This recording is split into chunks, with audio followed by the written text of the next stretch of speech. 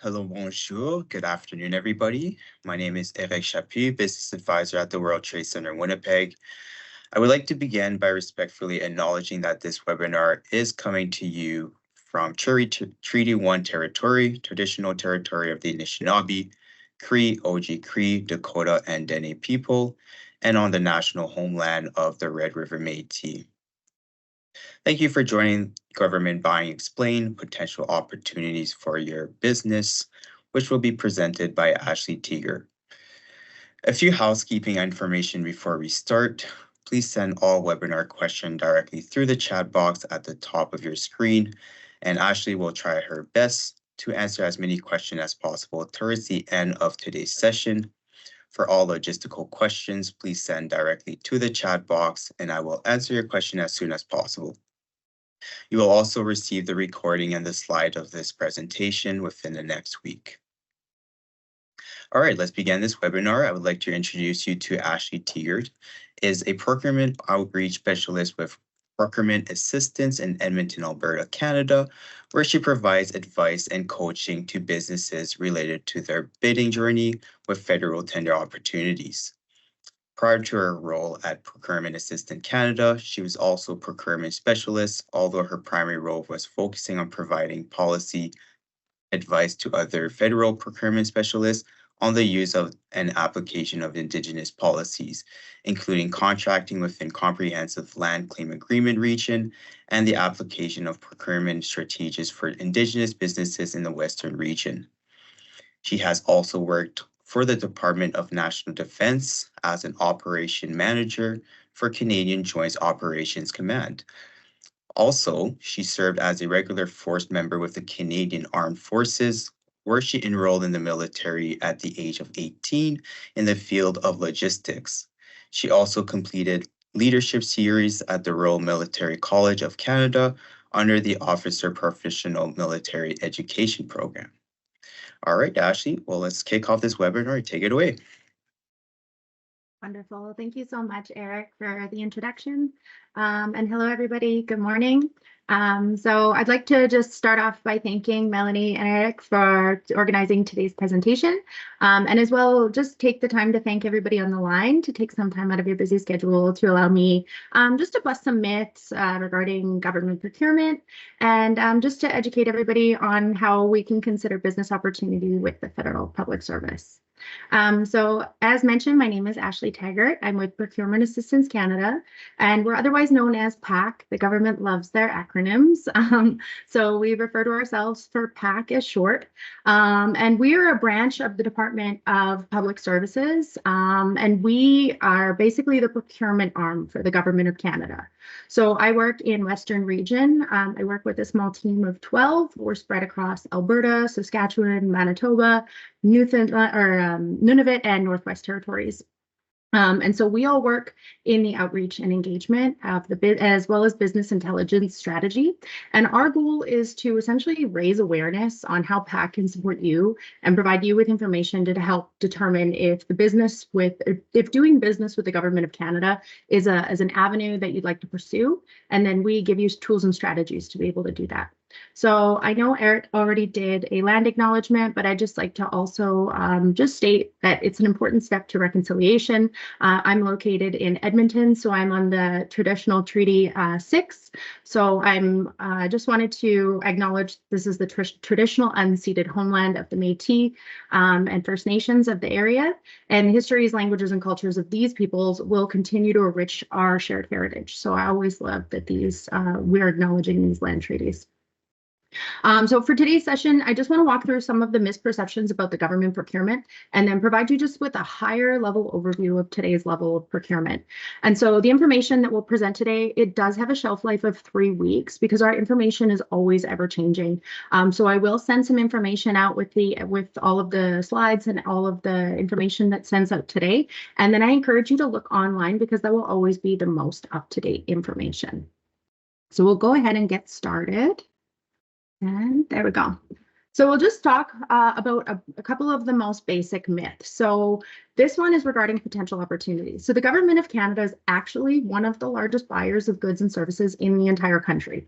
So every year we spend approximately $24 billion on goods and services, construction and maintenance projects. So the majority of this spend is actually, contrary to popular belief, almost all of it comes from small and medium companies and through direct credit card transactions. So the question we often get is, why aren't smaller or medium Canadian companies taking advantage of these opportunities? And this is where Procurement Assistance Canada comes in. So we're trying to fill that knowledge gaps and trying to create and raise awareness that the government of Canada can be a potential client if it's fitting for you to be a vendor. And we are here to help you understand the process and share the information to help navigate the process. So the second myth is that the government of Canada doesn't buy from smaller businesses. Like I mentioned, sorry, I think I duplicated my slide. Did I just click on it? Sorry, my apologies. I'll just keep going. Anyways, so this leads to our next myth, that you might be thinking you're too small maybe to sell to the government of Canada. So this is something that I actually believed when I first started working for the government and doing procurement. And I started realizing and gaining the experience that of a procurement officer, I learned that on the average that the government of Canada buys more goods and services from micro, small and medium enterprises than it does from large companies. And when it comes to mostly federal opportunities. So you don't have any criteria where you say you have to be structured a certain way or you have to employ a certain number of employees. The only thing that we actually ask from you is that you are able to bring your past experiences to whatever solicitation you're bidding on, and that the goods and services that you're providing are actually the goods and services that they're looking for. So the skills match the need. And that's really it. So in my past, I've actually awarded like a contract for laundry services, for example, and the number of their employees were about 5 people. And then they ended up subcontracting some of the work because the project that they initially bid on ended up growing, and they just ended up subcontracting some of that work out. So it's possible that you can partner with other businesses, you can subcontract some of your other services and goods. So there's opportunities for you to be able to bid on larger projects that may not necessarily appear upfront of something that you're capable of. So smaller companies vastly outnumber the large corporations, like I mentioned, and their competitive edge comes from offering a wider range of specialized products and services, from being local and innovative, like the example that I just used of subcontracting some of their goods or services out. So speaking of being innovative, the federal government has a number of innovation programs as well. So we have one called Innovative Solutions Canada by the Department of National Defence. We refer to it as ISED. Once again, our lovely acronyms. And ISED basically they allow startups to sell their new products directly to the government of Canada. And so the innovators essentially get their very first sale with the government, and the government wins by being able to test out and try these new products or test initiatives. So it's a really nice strategy for people in the innovation sector. And if you guys have questions about that, we can absolutely touch on that later.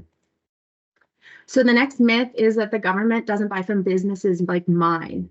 So with the government procurement, we have 3 fundamental principles. So 1, we have to be fair. 2, we have to be open. And 3, we have to be transparent. So the government has been working hard to make it easier for all kinds of suppliers to do business with the federal government, including those that have little to no experience in the process. And this is where PAC comes in, because especially if you're a smaller business, you're an entrepreneur, maybe it's just yourself or you only employ 1 or 2 people, it's not really fair, right? You're up against maybe a larger company who has time to bid on these projects, read through these solicitation documents. Maybe they have experience in the past with doing this. So PAC services essentially try to level that scale so that you as a smaller medium business have the same advantages as a large business, because we're helping you through the process. So we've been making procurement processes easier, faster, and more accessible so that they're less burdensome for businesses. And we've also been experiencing with pilot projects to increase opportunities for businesses run by groups that haven't sold as much with the government in the past, like businesses owned by women, visible minorities, or persons with disability, as well as social enterprises. So with these changes in policy, it's once again just leveling that score so that there's underrepresented groups are offered the same advantages. We also encourage departments to find ways to increase value of their contracts that are awarded to Indigenous businesses, and we'll touch on that in a little bit.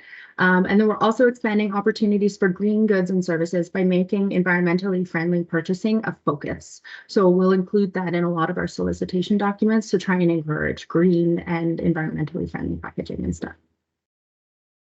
So we're trying to ensure that we can be inclusive as we can when we're working towards ensuring that the information can be passed from these groups, and make sure that everybody who's able to do business is able to demonstrate that they can provide the government and provide equal opportunities.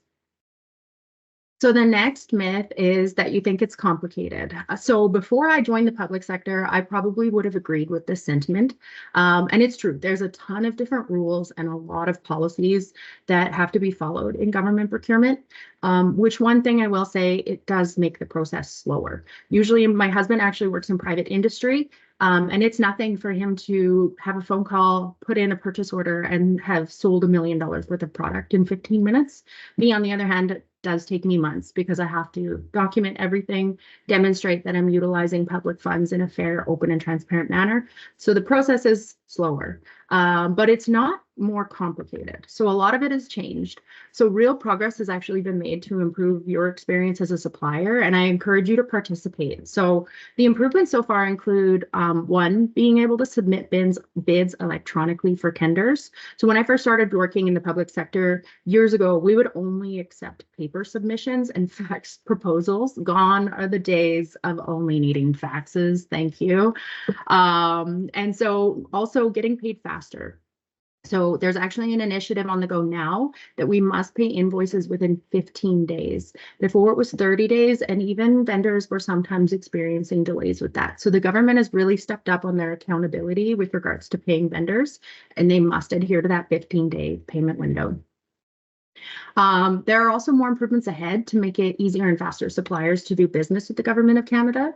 So for example, the contract paperwork is being simplified because right now our contracts are quite lengthy and there is a lot of legal jargon that is included in them. So we're working on ways that we can simplify that.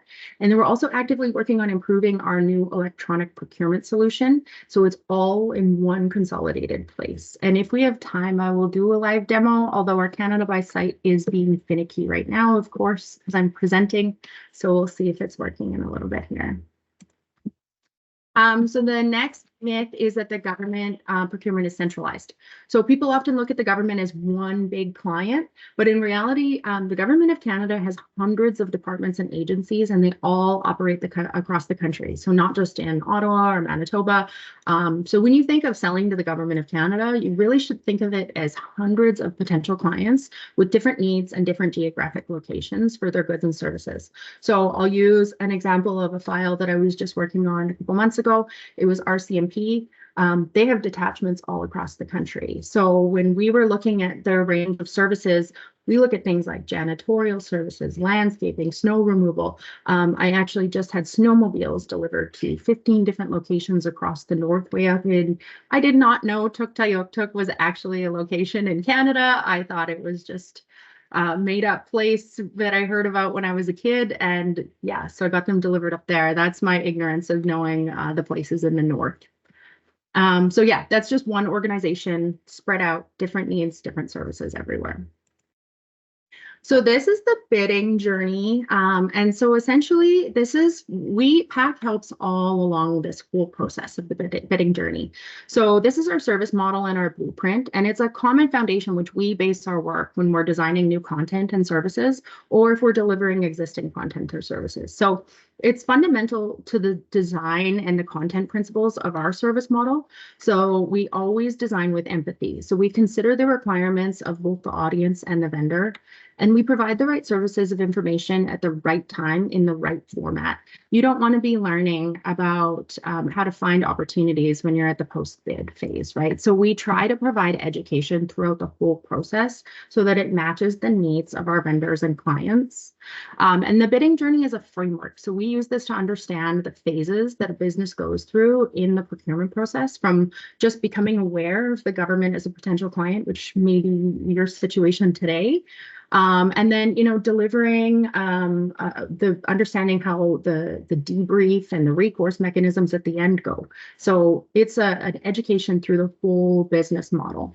And then depending on personal experience or the region or industry characteristics, each business might pass through a different order of these stages or pass through, oops, I don't know what I did. There we go, sorry. Through a different order of these stages, and maybe not even pass through others. So we refer to the bidding journey to determine the procurement maturity of a business or a business community. So to find out how familiar they are with procurement, have they ever bid before? Have they ever bid on a government contract before? And we gather all that information to be able to provide our bidders appropriate services depending on the support and the needs that they have with regards to the community profile.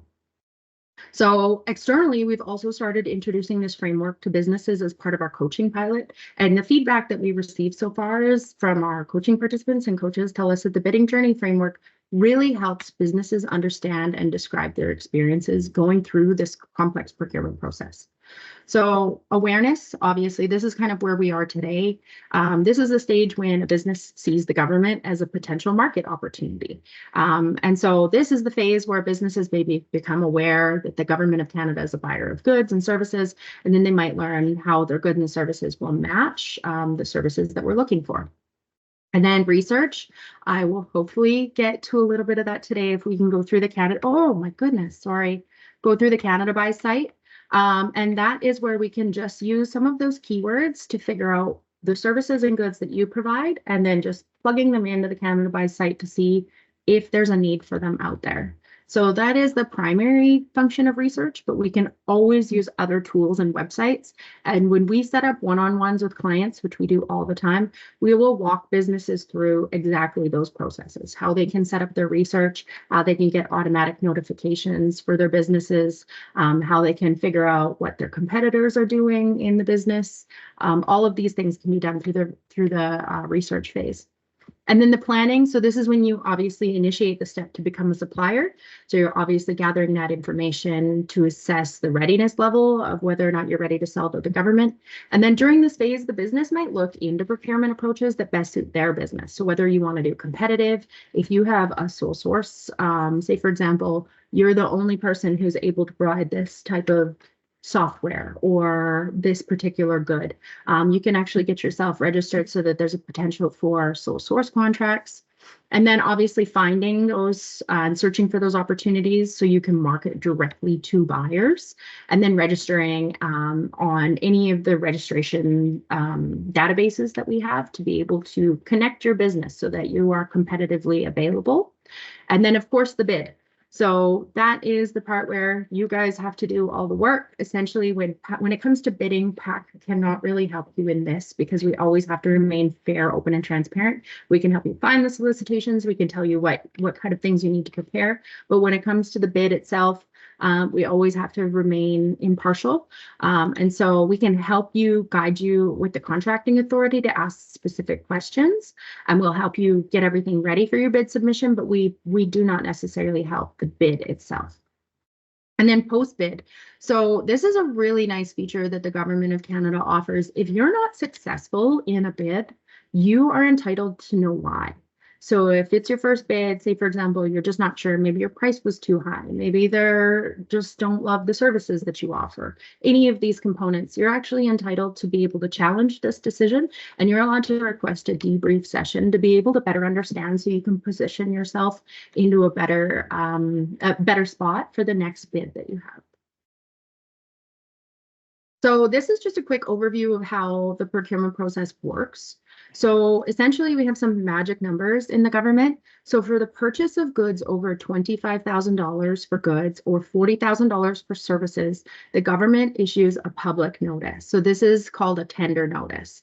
And so these tender notices are published on our government electronic tendering services, otherwise known as Canada Buys, that I keep referring to. And so there's a variety of tender notices. So the four you see on the screen here are our most common methods. So the first one, and like I said, I'm sorry about the acronyms. So the first one is an ITT. This is an invitation to tender. So these are when there's a direct invitation to an identified supplier. Say you've put yourself on the registry list. You're like, hey, I provide cleaning services. Then we will reach out and say, we're interested in potentially using your services. And then we will go through the bid process to determine whether or not there's the lowest price, which will result in a contract at that point. But the ITT is essentially just market research. They just want to know who's out there and if you're interested in participating. An RFP, so this is a request for proposal. This method is used in more complex requirements where the selection of basis can be based on best value rather than just the price of loan. So we use this method to procure the most cost-effective solution based on an established evaluation criteria. And an RFP does result in a contract as well. So other things that we can look for instead of just the price when we consider best value is some of those things that I mentioned earlier. Maybe we're trying to hit some of our social initiatives. So we'd like to target this to women in business, or maybe Black in business, or Indigenous businesses. So we will use additional scoring criteria to be able to meet some of those social equity goals. And then as well, we'll also include things like greening, whether or not they're able to subcontract to underrepresented groups. So there's a lot of things that we can include in an RFP other than just the price. So then the other methods down here, the request for standing offer, and the request for supply arrangements. So these ones here, they're both not contracts. So they only become contracts if a call-up or a task authorization is issued against them. So the RFSO method is generally used to procure goods and services on an as and required basis. And we need to establish firm unit prices. And I love using office supplies as the example because these RFSOs and RFSAs most commonly are things like office supplies. We know we're going to need paper.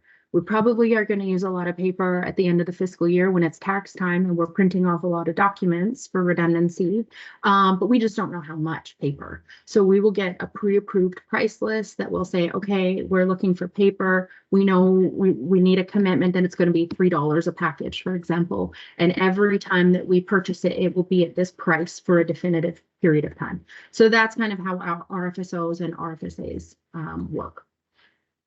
And yeah. So then increasing the participation of Indigenous business in procurement. So as part of the procurement strategy for Indigenous businesses, we have a couple different avenues. One that is mostly applicable to Manitoba is PSIB. So Public Service Procurement Canada is working with Indigenous Services Canada, otherwise known as ISC, as well as Treasury Board of Canada Secretariat to create opportunities for the increase in participation of Indigenous businesses in federal procurement. So like I mentioned, we're working on a lot of those social equity components, but Indigenous in particular has its own leverage. Back in 2018, the federal government committed to at least 5% of our contracts being awarded to Indigenous businesses. And this 5%, everybody wonders where this number comes from. That's actually our demographic of Indigenous persons in Canada. So approximately 5% of our people in Canada are Indigenous. And so that's where the 5% number came from. So the goal is by this year, Treasury Board will establish a mandatory requirement of that 5% for the total value of federal procurement contracts. So that's value, that's not number of contracts. So if we've awarded 500 contracts in that year, it doesn't mean that 5% of those number, it has to be 5% of the total value. So the cost essentially. So in addition, departments that procure more than 1 million are being encouraged to find ways to increase the value of contracts awarded to Indigenous businesses. So this set aside is now mandatory for procurements taking place in geographic areas where Indigenous peoples make up at least 51% of the population. And I believe Manitoba, you guys have the largest percent of Indigenous peoples outside of the territories. So this does apply to Manitoba a lot. So PSIB is actually being modernized to broaden the definition of Indigenous business so that more businesses can actually meet the eligibility criteria. And the sole requirement for an Indigenous business to qualify for PSIB is strictly being registered on the Indigenous Business Directory, and they have to be at least 51% owned by an Indigenous business. So the Indigenous Business Directory, which I will try and get to if there's a little bit of time today as well, it's designed to support Indigenous businesses in the pursuit of business opportunities, including federal procurement. So It's it's basically a directory, and it's a resource available to all levels of government and the private sector to identify Indigenous businesses. So the IBD is a really key resource for Indigenous businesses that wish to be identified by the government for a set aside. And essentially how it works is if I know that I have to purchase something, say I work for Department of National Defense, and I know that we have to buy computers. I will first search the Indigenous business directory to see if there's any Indigenous businesses that have the keywords computers as a service that they offer. And if the population that I'm serving, say it's right downtown Manitoba, Winnipeg, for example, and I know that the demographic is at least 51%, I'm legally allowed to set that criteria aside and compete only amongst Indigenous businesses listed on the IBD. So you're still getting the competitive advantage of getting the best value where you're kind of competing businesses so you get a good financial outcome. But you're still limiting to Indigenous businesses. That way we get the trade-off of that economic reconciliation with our Indigenous community while still getting the best price for Canadian taxpaying dollars. So registering on the IBD is not a guarantee that you will get a contract, but it does enhance your capacity to be able to be picked up. And so we can take a look at oh my gosh, I'm sorry, I keep scrolling right through these and then losing my place. We can take a look at this in a little bit if there's time. And then, like I mentioned, low dollar value procurement. So those magic numbers, it's $25,000 for goods and $40,000 for services. And that does include taxes. So unlike larger purchases that are gone through that solicitation that you'll find on Canada Buys, we as purchasing officers are actually able to purchase underneath these thresholds so long as we have free quotes. So we can actually do direct procurement from vendors. So it's not unlikely if you get your name on the registry and you say, okay, I provide these particular services, that if they pick up the phone and say, I have a $10,000 worth of services I need right now, can you give me a quote? And you come in as the lowest bidder, that it would result in an immediate contract that doesn't have to go through the whole tender process that we find on Canada Buys. So it is done through solicitation of just bids and quotes from potential suppliers. And there's a way that you can actually, it's called GETS, Government Electronic Directory Services. And essentially, I'll send all these links after this conversation, by the way, just so you have them. But essentially what you can do is you can find who's working in which particular department. So if you're located right in Winnipeg, for example, you know that there's a government building just down the road, and who's washing their carpets, for example, and you just so happen to have a cleaning business. You can actually reach out to whoever's doing the procurement for that specific building and say, hey, listen, I'm just down the road. I offer this service. Maybe it'll match. And then that can potentially result in the opportunity for low dollar value procurements that you don't have to go through the bidding process for. They'll just call and ask for quotes if they're interested. So yeah. And then this is the transition to electronic procurement. So this is part of our commitment to just some efficiency. So the electronic procurement, the tender opportunities will be posted through the electronic procurement solution.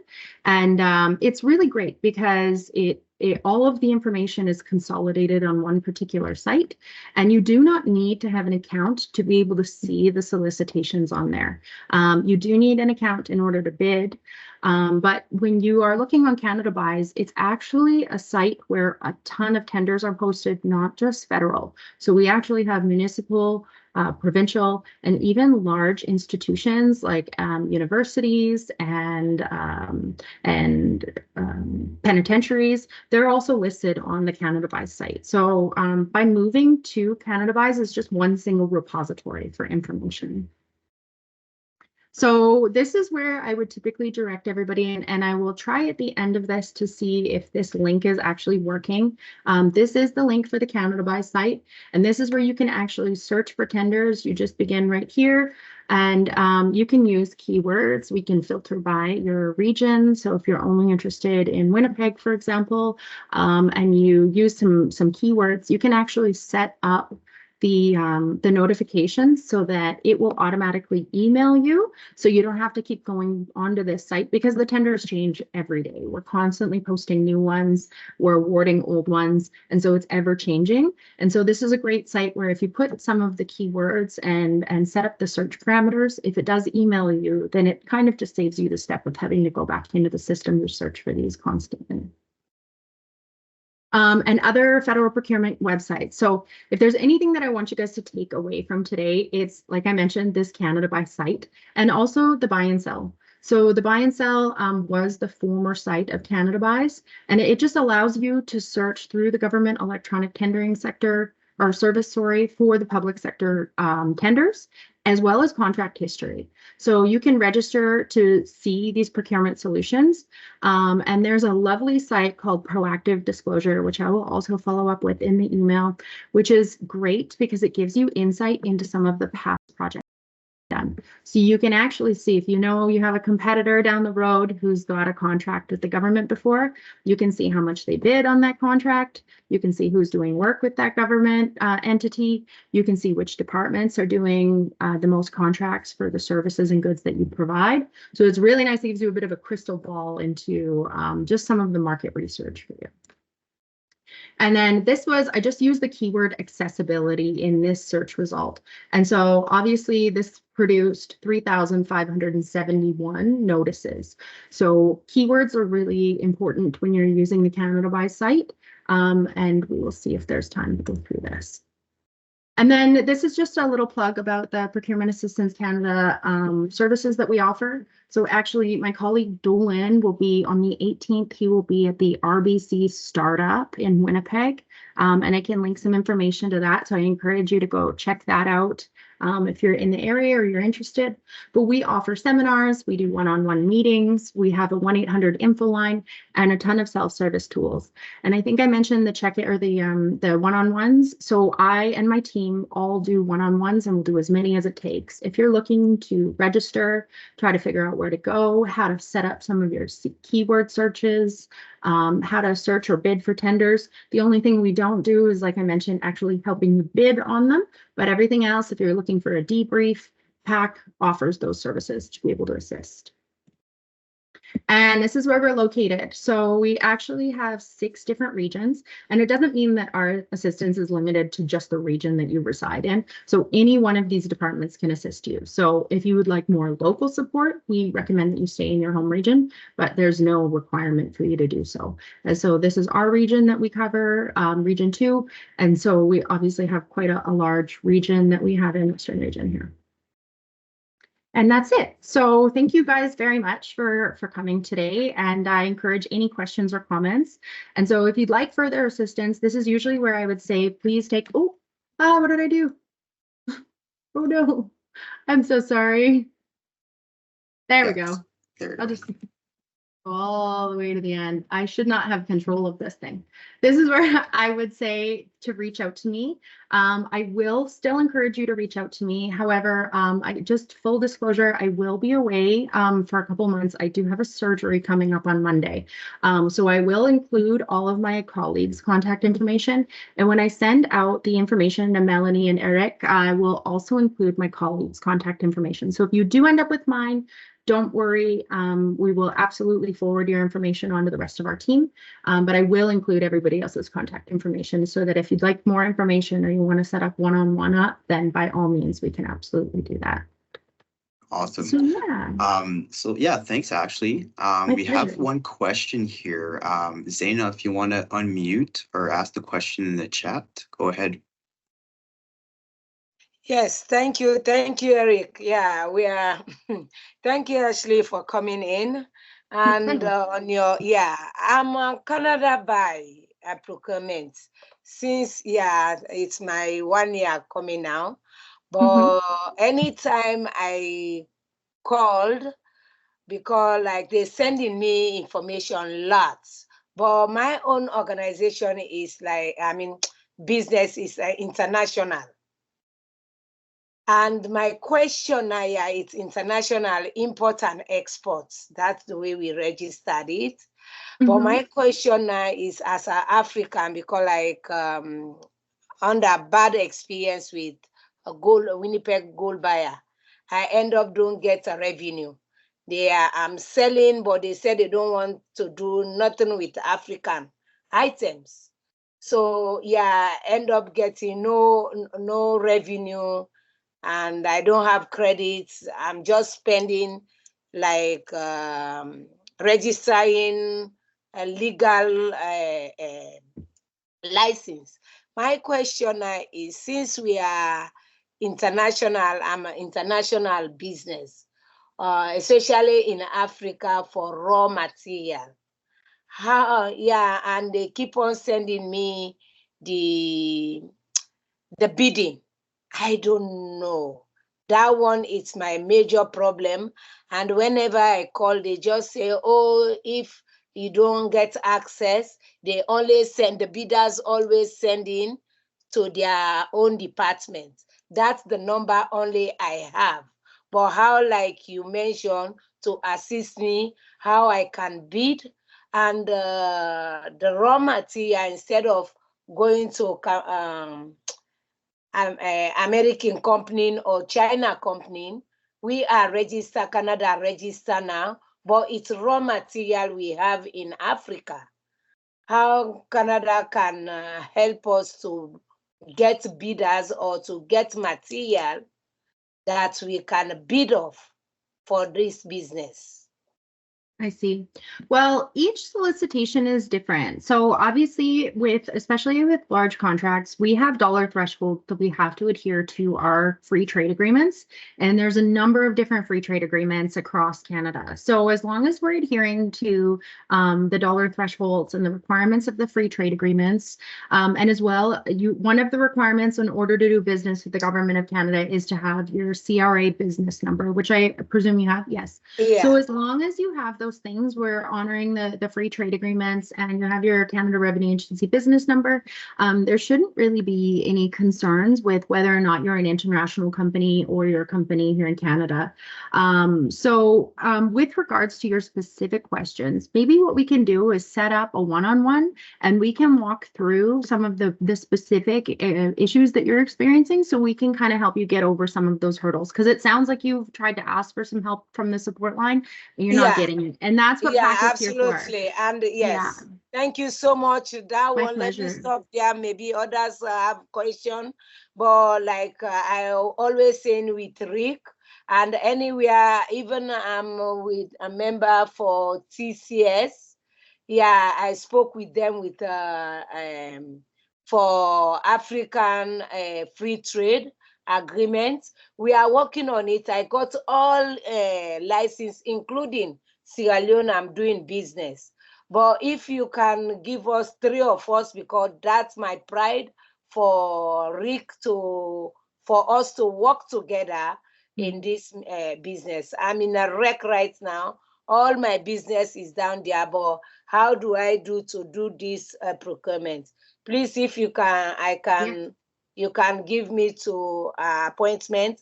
Rick will be there. Sorry, Rick, to put you to keep on calling, because I've been, my word is my word. Since last year, I was telling him, saying, with the World Trade Center, I've been there forever. But I said, let us work together so that my business can come through. If you can do that to help me out to bid, because they're sending me every day, to be honest. They're sending me every day, but how do I do?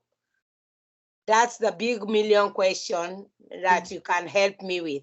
Of course. Yeah, we'll set up a one-on-one, and then if it doesn't pan out this week, because I am only here till Friday, I will absolutely connect you with one of my colleagues, and they will happily walk you through some of the issues that you're experiencing.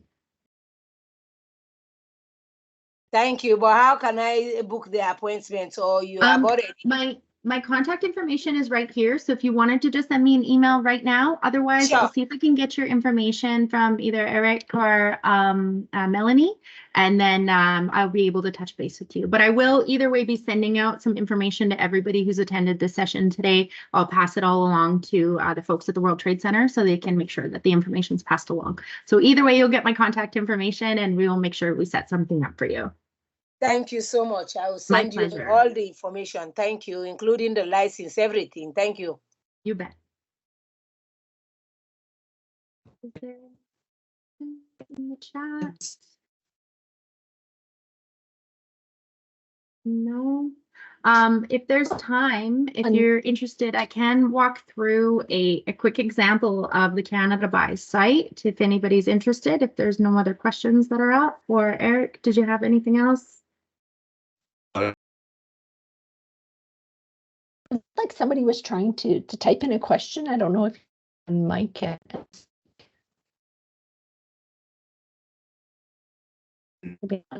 No.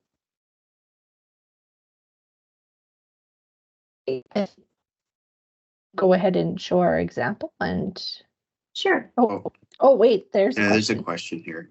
Yeah. Sorry. So Dezong says, is there any chance for the freelancers to provide the service to GCE? There sure is. So it depends on what kind of services you're providing. So there's two different avenues for freelancers. One is through Canada Buy site, which I can bring up here and show you. Do you mind sharing exactly what kind of freelance services you provide in the chat, or either? I'm not sure who's typing. Dezong, if you want to unmute. Oh, so social compliance. Okay, let's see what we do.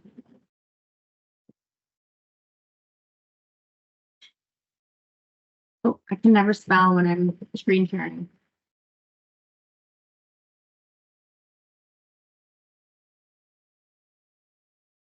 She said social compliance audits.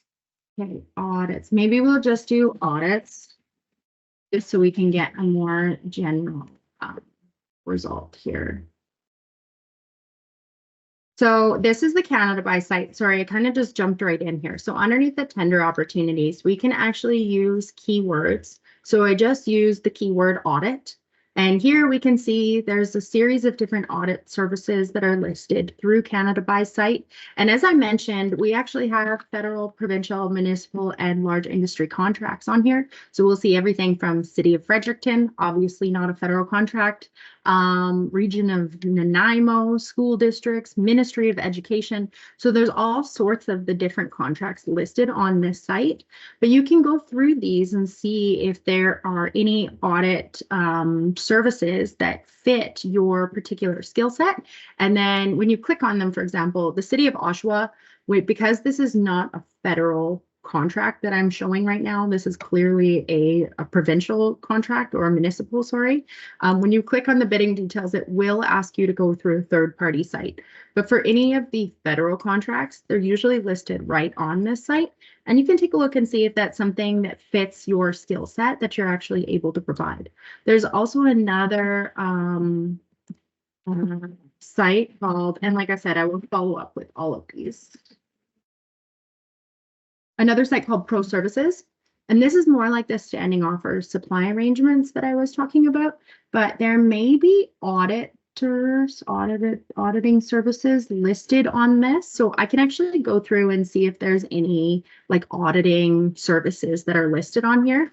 And essentially, if you're listed on the ProServices site, and this is only for specific services, so there's 15 different streams of different criteria. And if you're on this site, essentially you register, you can get your name listed on this site. Yes, proservices.ca. You can get your information listed on this site, and then it's kind of like that call-up process that we were explaining a little bit earlier, where it doesn't necessarily result in a contract. It just puts your name on the registry list, and every time that the government has a service that they need that is on this list, they'll reach out to the pre-approved providers and say, hey, we have this scope, this project, this timeline, are you interested? And then you can submit your bid at that point, and then they'll rate you from there. But it's kind of an expedited process versus through the Canada Buy site. So there are two avenues. I'm just not sure if auditing is on here, but it may fit into this criteria. So I'll take a look after this. But yes, for if you're looking through Canada Buys, there's this filter function right here. And so you can actually filter by just your location, which will help narrow it down. Say, for example, you like to go in, you don't like doing your auditing digitally, you want to be there in person, but you're not willing to travel all the way to like Calgary, for example. You can limit this to just the region that you're in. So that's one way of setting up some filters on here. And then right now we have both open and awarded. So if you're only interested in the ones that are open right now, you can actually remove this as a filter criteria. And by removing and adding them, you can just click on the little X and it'll take them off. So right now we have the keyword audits, only open ones, and say you're willing to travel, or it doesn't matter if you go all over the place. This is kind of the filter that you're looking for specifically. You can just click on this follow this search function. And then all you need is your first name, last name, and your email address. So every time Canada Buys is hit with the keyword audit, it will notify you. And so that way you're kind of getting those. And if you're finding, you know what, I'm not getting really what I'm looking for in these filters parameters, you can actually just erase that and start all over again. I do encourage businesses, especially businesses that offer multiple different services or have different kind of business avenues, to play around with the keywords and try a whole bunch of different ones. We had somebody who was providing to Parks Canada like the little yurts, like eco domes for people to camp in. And they used a ton of different keywords. They used domes, yurts, camping, like they tried a whole bunch of different keywords just to see which one was the best one for their business. So I encourage you to try a couple different ones and just play around with them and see how they're working out. I see there's another person with their hand up. Yeah, Joseph. Yes, please. Okay.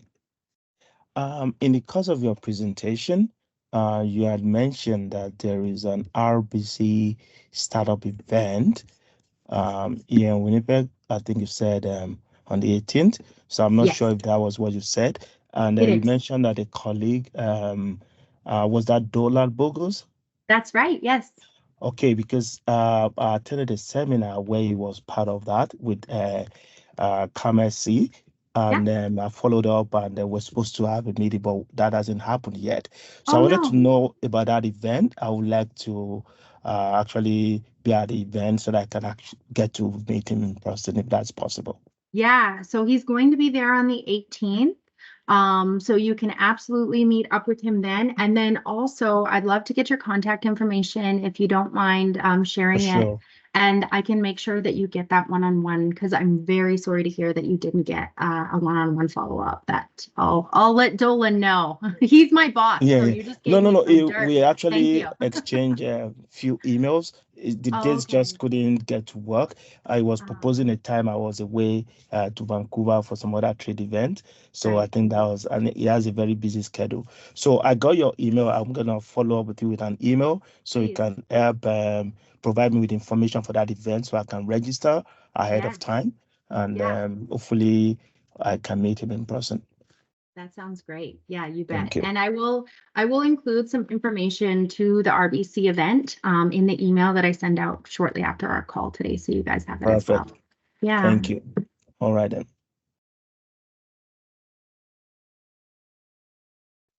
So go ahead.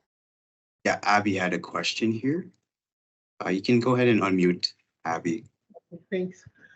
Thank you very much for the insightful session. It's been very, very educative. My question is, so like we were talking now, I've been going through some sites and I see submit proposal by this state. And I was wondering, because they don't have so much information in the bid request, if I can put it that way, just say submit proposal. So what are the things you put into a proposal that makes it stand out? I know, for instance, you put your past work, you put your experience, you put maybe past clients you've worked with, but what else is there that could make you really stand out, or do you think you'll be looking out for if you were the one that called for Yeah, I'm gonna see if I can just pull one up here so we can just go through a real life example. I'll see if I can find one. So this is a supply arrangement, not an RFP. So we'll see how it's written. But essentially, the very first thing that I would ever encourage you to do is this one here, you'll see is 25 pages long. And like I mentioned, there's a ton of legal jargon. It basically says say the same thing every single time in every contract. We want to see you have insurance. You're not a former public servant. You're a resident or you're a Canadian business. All of those things are going to be listed in the contract. But what you really want to pay attention to is the statement of work. So it's usually the Annex A, and this is every single one of the contracts will have a statement of work. I encourage you just to go straight to the statement of work. You don't need to read the first 18 pages unless it's actually applicable to you. Just come straight to the statement of work and see. Okay, so in this particular situation, they're looking for accessibility assessment consultants. So you read through the objectives and the background and the schedule of deliverables. This is where you will build your bid. Everything that's listed in the statement of work is basically will give you the tools to be able to bid on this particular project. Obviously, you're going to need to meet the certifications and the qualifications of the contract if you have to provide your own insurance or if you have to demonstrate you have experience in the past. But the meat and potatoes of whether or not this is a good project for you and if you should spend your time, I was going to say waste your time, spend your time bidding on this contract, because it's an investment of your time, right? And especially if you're not successful, do you really want to be spending 3 weeks or 2 weeks putting together a proposal for a large project if it's not something that will be beneficial to you? So I definitely encourage you to go straight to the statement of work, and that will give you all the parameters of whether or not what they're looking for, if that makes sense. Okay. Do you put your fees in it as well, or you let them if they didn't ask you to? Do you put your what in it as well? Like your fees. So for instance, the one I opened didn't even have a statement of work. It just went on to say what they need, and then you should submit your proposal. So it doesn't even give you in depth. So in that instance, do you like put in these are my rates or these are my charges or stuff? Do you include that in the cost document? Yeah, so when you're bidding through Canada Buys, all the bids have to go through Canada Buys site. It's called Ariba, SAP Ariba. So you'll need an account, and usually you need to submit 3 bidding documents. One is your certifications, one is your statement of work, your capacity. So in this case, they're looking for these technical requirements. They want to see your cover letter, resource address. So this is what they're evaluating specifically. So they tell you. So that will be your second thing. And your third thing will be your financial proposal to say, okay, this is how much I'm going to charge for this particular project. And so they use those components to be able to evaluate the best bidder. Yeah, but they will specify in SAP Ariba that they're looking for those specific documents. So they will tell you that they're looking for the financial bid as well. Okay. Yeah. Thank you. My pleasure. Okay, I don't think there's any further questions here. I did put a couple upcoming webinars and events in the chat. So Wednesday, April 17th, we have the WTC talk, and that will be presented by Todd Burns, CEO of Cypher Environmental, and Mick Lott, he's the co-founder, CEO of Cymar. And then Tuesday, April 23rd, we have the Ask the Advisor Roundtable discussion on trade show readiness, and that will be presented by Esmeralda, our trade advisor, and Natalie, our vice president. And if you guys have any if you guys have any questions, you guys can always reach out to myself or Ashley. Again, it will be in the slides, so you'll have her email. You guys have my email. So if you guys have any questions to the Startup Canada event, we can send you that information. I'll be attending that event, so I'm sure I'll see a couple of you guys there. Again, thanks, Ashley, for your time and this presentation, and I wish everybody a good day. Thank you very much.